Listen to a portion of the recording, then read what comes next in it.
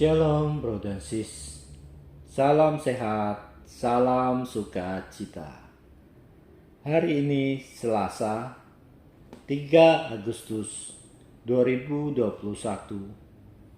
Bersama saya Bro Junmin akan mengajak bro dan sis untuk merenungkan Injil Matius pasal 14 ayat 22 sampai 36. Dengan perikop Yesus berjalan di atas air. Dan renungan ini saya beri judul Berjalan Menuju Yesus.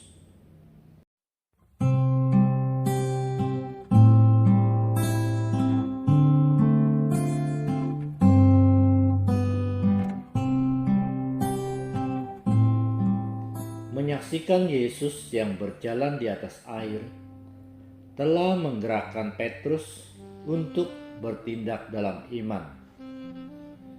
Petrus turun dari perahu dan berjalan di atas air untuk mendapatkan Yesus. Dia semakin menjauh dari perahu yang menjamin keamanannya. Tiba-tiba Petrus kehilangan fokusnya pada Yesus yang memanggilnya berjalan di atas air untuk mendapatkannya. Hai orang yang kurang percaya, mengapa engkau bimbang? Kata-kata inilah yang diucapkan Yesus untuk menegur Petrus yang mendadak ragu dan takut dengan gelombang laut. Ketakutan dan keraguan yang dimiliki Petrus sebetulnya tak beralasan, sebab Tuhan ada bersamanya. Namun, Petrus tetap merasa takut sebab ia kurang percaya. Teguran untuk Petrus ini sangat relevan bagi kita yang hidup di zaman sekarang ini. Bro and sis, apa yang kita lihat dalam diri Petrus, seringkali kita lihat juga di dalam diri kita masing-masing. Seperti Petrus yang bertindak terlalu semangat untuk mengikuti Yesus, namun dalam salah satu titik yang kita tempuh bersama Tuhan, mata kita melihat sesuatu yang berada di luar diri Yesus. Pada tahun 2014, saya memutuskan untuk ikut camp pria sejati Katolik di Purwokerto. Selama 3 hari di camp, saya mendapatkan begitu banyak lawatan, pemulihan, dan penuh sukacita. Saking semangatnya, saya membagikan sukacita itu kepada orang lain, supaya mereka juga mau mengikuti acara tersebut. Suatu saat saya diminta untuk ikut melayani camp pria sejati Katolik dengan tugas sebagai fasilitator. Terus terang waktu itu saya merasa ragu dan bimbang. Apakah saya bisa ya? Apakah saya mampu? Dalam hal berdoa saja saya masih kesulitan, apalagi mendoakan orang lain.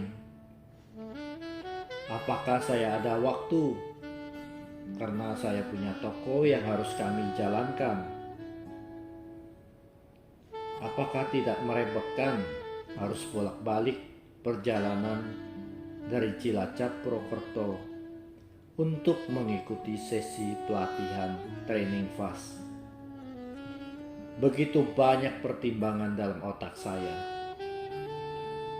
Setelah mengalami berbagai keraguan, akhirnya saya memberanikan diri untuk menerima tugas pelayanan tersebut. Dan puji Tuhan, ternyata apa yang saya khawatirkan selama ini bisa saya lewati dengan pertolongan Tuhan. Ketika Tuhan memanggil kita, Dia sudah menyediakan segalanya yang diperlukan guna menanggapi panggilannya itu. Dalam realita kehidupan sehari-hari, berbagai kesulitan, rintangan, tantangan membuat kita seringkali tidak percaya akan kehadiran Tuhan dalam hidup kita. Nasihat Tuhan dalam kisah Injil hari ini mengingatkan dan meneguhkan iman kita akan kesetiaannya dalam hidup kita. Walau kadangkala iman kita goyah oleh terpaan gelombang kehidupan, sehingga membuat kita ragu dan takut.